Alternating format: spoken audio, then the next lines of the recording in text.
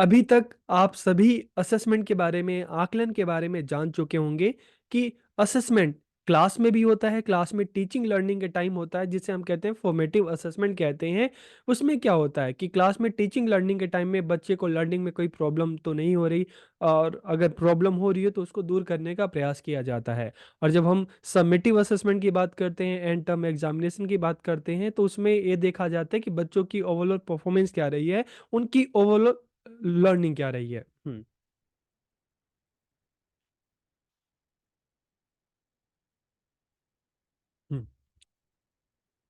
अभी तक आप सभी असेसमेंट के बारे में जान चुके होंगे, आकलन के बारे में जान चुके होंगे कि असेसमेंट होता क्या है। Formative assessment, summative assessment. जब हम फॉर्मेटिव असेसमेंट की बात करते हैं तो मतलब कि क्लास में टीचिंग लर्निंग के टाइम बच्चों को जब असेस किया जाता है, बच्चों से टीचर क्वेश्चन आंसर पूछते हैं, क्लास टेस्ट दे देते हैं ताकि ये पता चले कि पर्टिकुलर चैप्टर में बच्चों को चीज़ें समझ में आ रही हैं कि नहीं। तो इस तरह से धीरे धीरे बच्चों की प्रॉब्लम्स का पता लगाया जाता है, उनको दूर किया जाता है ताकि बच्चों की जो लर्निंग है अच्छी हो सके। और इसी तरह से जब हम समेटिव असेसमेंट की बात करते हैं तो एंड टर्म एग्जामिनेशन की बच्चे की ओवरऑल लर्निंग क्या रही है। तो इस तरह से हम असेसमेंट के बारे में जान चुके हैं। और देखिए, कंफ्यूज बिल्कुल मत होना। जब हम फॉर्मेटिव असेसमेंट या summative assessment, formative evaluation, submissive evaluation, चीज़ें एक जैसी हैं, बस यहाँ पे वर्ड का थोड़ा सा फर्क है, बाकी कंसेप्ट ओवरऑल एक जैसा ही है।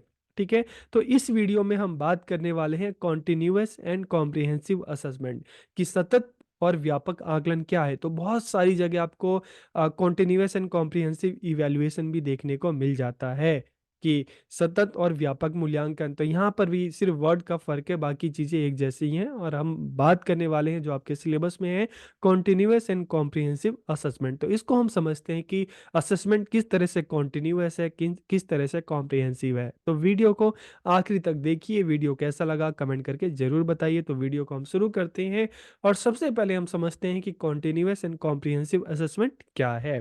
It is a continuous and regular assessment for of all areas of child development किया बच्चों के विकास के समस्त क्षेत्रों का सतत और नियमित आकलन है। In this children are assess through various method and tool, कि इसमें विभिन्न विधियों एवं उपकरणों के माध्यम से बच्चों का आकलन किया जाता है। तो कैसे बच्चों का आकलन किया जाता है, कैसे असेस किया जाता है, तो जैसे हमने बात की कि क्लास में टीचिंग लर्निंग के टाइम क्या होता है, टीचर बच्चों से क्वेश्चन पूछता है, बच्चों को ऑब्जर्व करता है, बच्चों का टेस्ट लेता है। और इसी तरह से ये टेस्ट, चाहे हम बात करते हैं क्लास टेस्ट हो, डेली हो, वीकली हो, मंथली हो, और एनुअल एग्जामिनेशन, तो इस तरह से अलग अलग जो तरीके हैं जिनसे बच्चों को असेस किया जाता है, ये समझा जाता है, जाना जाता है कि बच्चों को समझ में आ रहा है कि नहीं, या बच्चों की ओवरऑल लर्निंग क्या रही है। There are three words in continuous and comprehensive assessment, की यहाँ पे थ्री वर्ड्स हैं। कौन कौन से हैं? पहला है कॉन्टिन्यूअस, सेकंड क्या है कॉम्प्रिहेंसिव, और थर्ड क्या है असेसमेंट। तो एक एक करके हम इन वर्ड्स के बारे में पहले जान लेते हैं। तो असेसमेंट की बात करें तो ये तो हमें समझ में आ ही गया है कि assessment is to identify the level of performance of student, की विद्यार्थियों के प्रदर्शन स्तर की पहचान करना ही क्या है, आकलन है। It taste how learning is going, कि यह जांचता है कि अधिगम कैसा चल रहा है, बच्चों को, बच्चे कैसे सीख रहे हैं, उनको कोई प्रॉब्लम तो नहीं हो रही। It improves learning by identifying the weakness of student, की यह विद्यार्थियों की कमजोरियों की पहचान कर कर उसमें सुधार करता है। It occurs during learning as well as after learning, कि अधिगम के दौरान भी होता है और अधिगम के बाद भी। तो जब अधिगम के दौरान होता है, ड्यूरिंग लर्निंग मतलब फॉर्मेटिव असेसमेंट, और जब अधिगम के बाद मतलब समेटिव असेसमेंट। तो it occurs during learning as well as after learning. फिर जब हम कॉन्टिन्यूअस की बात करते हैं तो कॉन्टिन्यूअस का मतलब हमें पता है कि लगातार चलने वाला। तो the literal meaning of continuous is perpetual non stop, कि मतलब यहाँ पर क्या है, लगातार चलने वाला। तो असेसमेंट जो होता है हमेशा चलता है। जैसे क्लास में टीचर क्या कर रहा है, आपको एक चैप्टर पढ़ाता है, ठीक है, उसका आपको उसके मतलब जो भी उस चैप्टर में चीजें हैं, ठीक है, तो आपको क्वेश्चन पूछता है आपसे, आपको टेस्ट देता है ताकि असेस कर सके कि आपको उस पर्टिकुलर चैप्टर में चीजें समझ में आ रही कि नहीं। तो इसी तरह से पूरे ईयर, ठीक है, चाहे आपका डेली टेस्ट हो, चाहे वीकली टेस्ट हो, चाहे मंथली टेस्ट हो, ठीक है, चाहे क्वार्टरली हो या एनुअल एग्जाम है, तो आप खुद एक स्कूल में पढ़ चुके हैं, तो आपको पता है कि इस तरह का जो टेस्ट है, इस तरह का जो असेसमेंट है, लगातार चलता रहता है। The word assessment is associated with continuous, that is to assess continuously, कि सतत के साथ आकलन सब जुड़ा हुआ है, मतलब लगातार आकलन करना, जब तक कि पर्टिकुलर सब्जेक्ट के जो ऑब्जेक्टिव्स हैं वो पूरे ना हो पाए, ठीक है। तो जैसे स्कूल में किसी चैप्टर किसी मान लो सब्जेक्ट है सोशल साइंस है, तो उसमें 20 चैप्टर हैं या 3 बुक्स जो होती हैं, ठीक है। तो उन बुक्स में अब क्या होगा कि लगातार आप हिस्ट्री पढ़ रहे हो तो हिस्ट्री का असेसमेंट होगा, ज्योग्राफी पढ़ रहे हो तो उसका असेसमेंट होगा, सिविक्स पढ़ रहे हो तो उसका असेसमेंट होगा। तो जब तक वो चैप्टर कंप्लीट नहीं हो जाता तब तक उसके बीच बीच में से असेसमेंट होगा, और जब चैप्टर सारा कंप्लीट हो जाएगा तो लास्ट में जो आपका एनुअल एग्जाम होगा, ओवरऑल सभी चीजों का असेसमेंट होगा। तो ये लगातार चल रहा है। It goes on formally and informally through out the year, की यह पूरे वर्ष औपचारिक और अनौपचारिक रूप से चलता रहता है, कि क्लास में भी आपको असेस किया जा रहा है, क्लास के बाहर जो एक्टिविटीज हो रही है उसमें भी आपको असेस किया जा रहा है। In this not only scholastic activities but co scholastic activities are also assess, की यहाँ पर देखिए जब हम बात करते हैं को स्कॉलेस्टिक, ठीक है, और हम बात करते हैं स्कॉलेस्टिक, तो स्कॉलेस्टिक का मतलब होता है शैक्षिक क्रियाकलाप, का मतलब होता है कि जो क्लास में जो टीचिंग लर्निंग चलती है उसे हम कहते हैं स्कॉलेस्टिक एक्टिविटीज। तो टीचिंग लर्निंग क्या है कि टीचर आपको पढ़ाता है, आप पढ़ते हैं, वो क्वेश्चन आंसर आपसे पूछता है, आप उसका आंसर देते हैं, आपका टेस्ट होता है, आप उसको करते हैं, ठीक है। तो क्लास में जो टीचिंग लर्निंग से रिलेटेड एक्टिविटी है उसको हम कहते हैं स्कॉलेस्टिक या शैक्षिक क्रियाकलाप। और को स्कॉलेस्टिक मतलब क्लास के बाहर, चाहे हम खेल कूद की बात करें, हम चाहे डांस की बात करें, हम ड्रामा की बात करें, हम म्यूजिक की बात करें, चाहे हम पेंटिंग की बात करें, तो ये सारी एक्टिविटीज जो होती है को स्कॉलेस्टिक या शैक्षिक क्रियाकलाप होते हैं। तो जब हम कॉन्टिन्यूअस असेसमेंट की बात करते हैं तो यहाँ पर चाहे स्कॉलेस्टिक की बात करें, चाहे को स्कॉलेस्टिक की बात करें, चाहे क्लास में जो एक्टिविटीज चल रही हैं या क्लास के बाहर और जो को स्कॉलेस्टिक एक्टिविटीज चल रही है, सभी चीजों को असेस किया जाता है। This gives an idea of what the child has learn and where work needs to be done with him, किससे ज्ञात होता है कि बच्चे ने क्या सीखा है और कहाँ उसके साथ और काम करने की जरूरत है और मेहनत करने की जरूरत है। It can be done by the teacher during his teaching with the help of observation और अदर टूल, की यह एक शिक्षक अपने अध्यापन के समय अवलोकन या अन्य उपकरणों की सहायता से, ठीक है।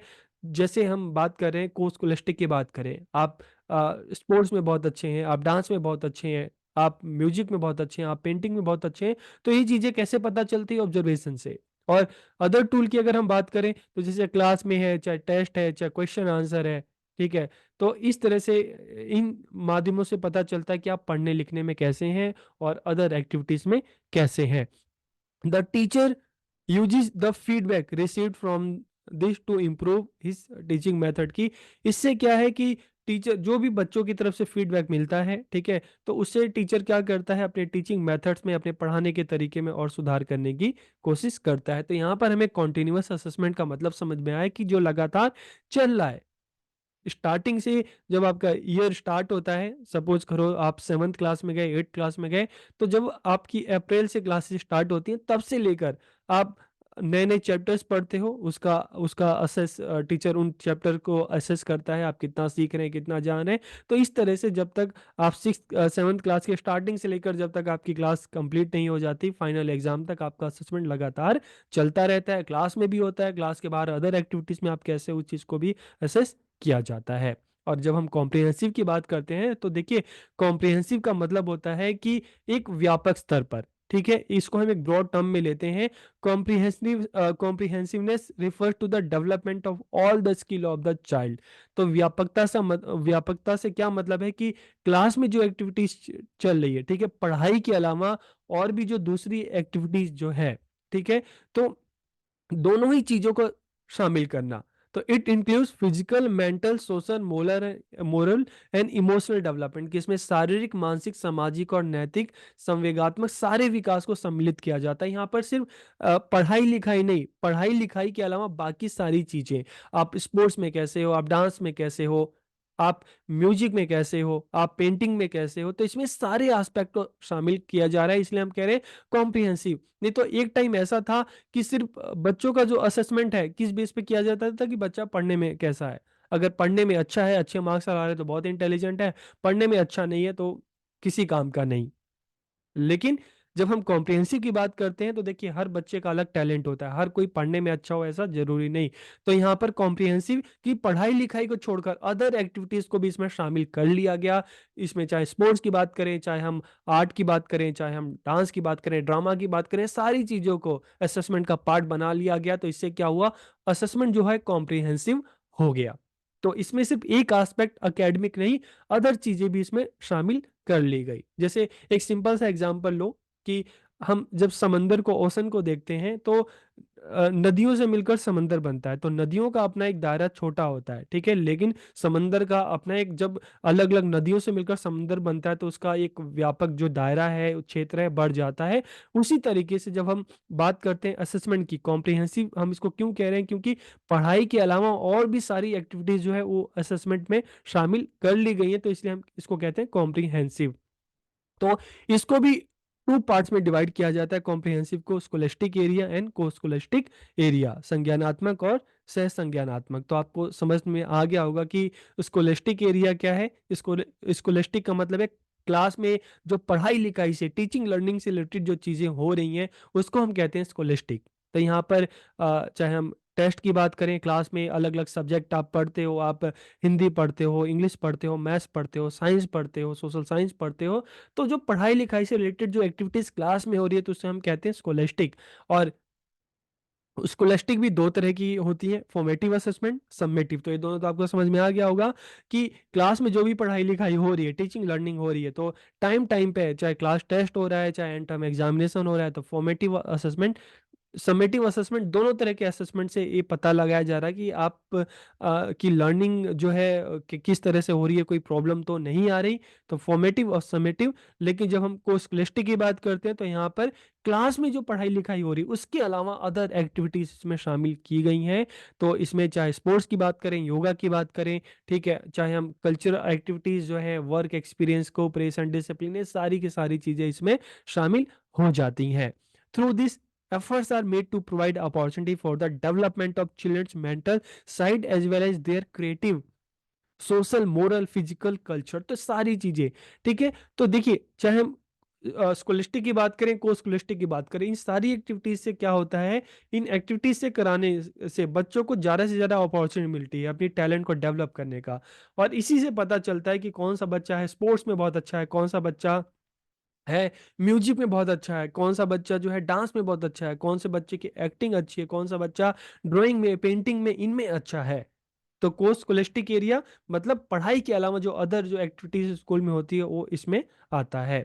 अब क्वेश्चन आता है कि इनकी नीड क्या है, कॉन्टिन्यूस एंड कॉम्प्रिहेंसिव जो असेसमेंट है इसकी जरूरत क्या है। तो इससे क्यों जरूरत है, विभिन्न विषयों में बच्चों की प्रगति को जानना कि अलग अलग विषय या अलग अलग क्षेत्र में बच्चे का क्या प्रोग्रेस है, बच्चा पढ़ाई में कैसा है, बच्चा अदर एक्टिविटीज में कैसा है। तो उससे इस तरह के कॉन्टिन्यूस एंड कॉम्प्रिहेंसिव जो असेसमेंट है उससे बच्चे के बारे में, उनके प्रोग्रेस के बारे में पता चलता है। और साथ ही साथ to detect changes in the behaviour of children, कि बच्चों के व्यवहार में जो परिवर्तन हो रहा है। क्योंकि देखिए जब आप स्कूल में जा रहे हैं, आप सीख रहे हैं, तो जब सीखेंगे, समझेंगे, तो जाहिर सी बात है आपके बोलने के तरीके में, आपके बिहेवियर में काफ़ी चेंजेस आएगा, आपकी नॉलेज में चेंजेस आएगा। तो यहाँ पर ये भी पता लगाने के लिए कि बच्चों के व्यवहार में क्या चेंजेस आ रहा है, उनकी नॉलेज में, उनकी अंडरस्टैंडिंग में क्या चेंजेस आ रहे हैं। इसके अलावा बच्चों की व्यक्तिगत और विशेष जरूरतों का पता चलता है।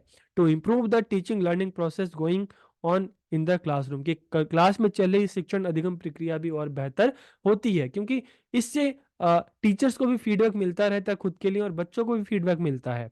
तो टीचर बच्चों को फीडबैक दे रहा है, बच्चे टीचर को फीडबैक दे रहे हैं, तो इससे आपस में मिलकर जो टीचिंग लर्निंग है वो बेहतर हो रही है। इसके अलावा बच्चों की क्षमता, रुचि और कमजोरियों को जानना और उनकी मदद करने के लिए प्रत्येक बच्चे के अधिगम और विकास में मदद करना। To promote the creativity of children, की बच्चों की जो क्रिएटिविटी है उसको और बढ़ाना। To remove the fear and pressure of examination in children, की देखिए अब इससे क्या फायदा होता है कि अचानक से जब एंड टर्म एग्जाम आ जाता है तो बच्चों को पूरा ही सिलेबस पढ़ना पड़ता है, तो एक बहुत बड़ा प्रेशर होता है। लेकिन फॉर्मेटिव असेसमेंट के थ्रू जब डेली क्लास होती है तो उसमें बच्चों का जो असेसमेंट होता है, तो उससे क्या होता है कि चैप्टर बाय चैप्टर बच्चे को सारी चीज़ें, एक चैप्टर बच्चा पढ़ रहा है उसका असेसमेंट हुआ तो बच्चों को उस चैप्टर के बारे में पता चल गया, दूसरे के बारे में पता चल गया, तो इससे बच्चा डेली प्रिपेयर होता है। तो इससे अगर आपकी तैयारी अच्छी है, स्टार्टिंग से तैयारी है, तो आपके पास कोई फ़ियर, कोई प्रेशर नहीं रहता। आप एग्ज़ाम के लिए पूरी तरीके से तैयार रहते हैं। अब क्वेश्चन आता है कि इम्प्लीमेंटेशन प्रोसीजर, कि इसको कॉन्टिन्यूअस एंड कॉम्प्रिहेंसिव असेसमेंट है, ठीक है? इसका इम्प्लीमेंटेशन प्रोसीजर क्या है? कार्यान्वयन प्रक्रिया क्या है? तो देखिए, कुछ चीज़ें ध्यान रखनी बहुत ज़रूरी है। बच्चे को सीखने के पर्याप्त अवसर उपलब्ध कराने के बाद ही आकलन करना। तो ये नहीं कि बच्चों को आप कुछ पढ़ाया नहीं, कुछ सिखाया नहीं, उसको कोई अपॉर्च्युनिटी नहीं दी और सीधा ही बच्चों को आप असेस करने लगे। नहीं, पहले आप उनको अपॉर्च्युनिटी दो, पहले आप सीखने के अवसर दो, फिर आप उनका आकलन करो, उनको असेस करो और साथ ही साथ बच्चों की प्रगति की तुलना उसके स्वयं की पिछली प्रगति से करना, ना कि किसी अन्य बच्चे से। तो यहाँ पर एक चीज़ और देखने की बात है कि एक बच्चे की, ठीक है? बच्चे क्लास में अगर मान लो बहुत सारे बच्चे हैं तो एक दूसरे से कंपेयर नहीं करना कि एक बहुत अच्छा सीख रहा है, तुम बिल्कुल नहीं सीख रहे। हर बच्चे का पेस ऑफ लर्निंग अलग होता है, हर बच्चे का इंटरेस्ट अलग होता है, हर बच्चे की क्षमताएं अलग होती हैं। तो इसलिए बच्चों की जो प्रोग्रेस है उसको कैसे जांचना है कि उनका पहला क्या बच्चों का लेवल था और अब क्या कुछ चेंजेस आए हैं कि नहीं आए हैं। बच्चों के सीखने की गति एवं क्षमता के अनुसार अलग-अलग गतिविधियों को आयोजन करना, कि हर बच्चे की अपनी सीखने की जो गति होती है, क्षमताएँ होती हैं, अलग-अलग होती हैं। इसलिए उस हिसाब से चाहे हम स्कॉलस्टिक की बात करें, चाहे हम को स्कॉलस्टिक की बात करें, अलग-अलग एक्टिविटीज़ जो है, अलग-अलग अपॉर्च्युनिटी है बच्चों को प्रोवाइड की जाए ताकि बच्चों की जो क्षमताएँ हैं उसका पता चल सके। तो इस तरह से आज की इस वीडियो में हमने बात की, हमने जाना कॉन्टिन्यूअस एंड कॉम्प्रिहेंसिव असेसमेंट के बारे में, इसकी नीड के बारे में, इम्प्लीमेंटेशन के बारे में। तो आपको वीडियो कैसा लगा कमेंट करके ज़रूर बताइए। आप सबका बहुत-बहुत धन्यवाद।